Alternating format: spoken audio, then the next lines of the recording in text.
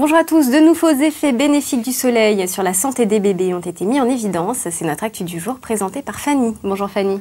Bonjour Bérangère. S'exposer au soleil durant la grossesse limiterait les risques de sclérose en plaques. C'est ce que viennent de démontrer une équipe de chercheurs australiens.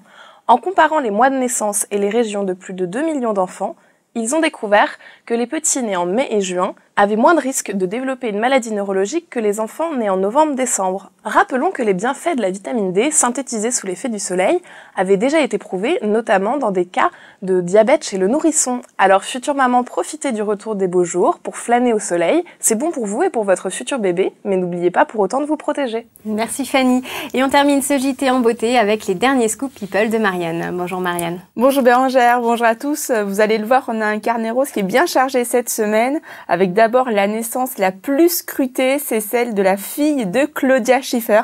Ça y est, la top a accouché vendredi dernier. Ça s'est passé dans une clinique à Londres. La maman et le bébé se portent bien. L'enfant est né par césarienne. Par contre, on ne sait pas grand-chose sur le prénom de la petite fille. Seuls 2 indices. Son prénom commencerait par un C ou un M. C'est les initiales des heureux parents. En tout cas, la mannequin et son mari, le réalisateur Matthew Vogue, sont aux anges. Et c'est le 3e enfant du couple puisqu'ils ont eu ensemble 2 enfants. Gaspard, 7 ans, et Clémentine, 5 ans. Deuxième naissance beaucoup plus discrète cette fois-ci, ça se passe en France. Il s'agit d'une journaliste qui a un petit look gothique sur LCI. Oui, c'est Erika Moulet. Exactement, la journaliste a mis au monde le 8 mai dernier un petit garçon. Ça s'est passé à l'hôpital américain de Neuilly.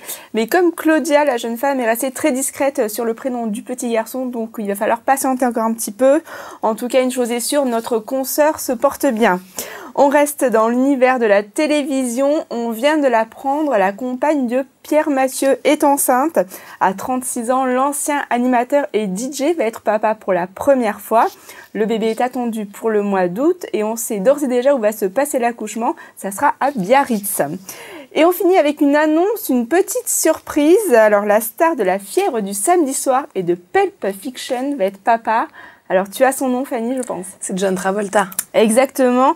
L'épouse de John Travolta, Kelly Preston, est enceinte. Une bonne nouvelle qui redonne le sourire au couple puisqu'ils ont perdu en janvier 2009 leur fils aîné, Jet, 16 ans.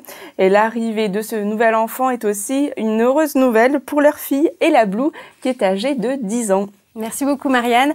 C'est la fin de ce JT. On vous souhaite un excellent week-end à tous. À lundi.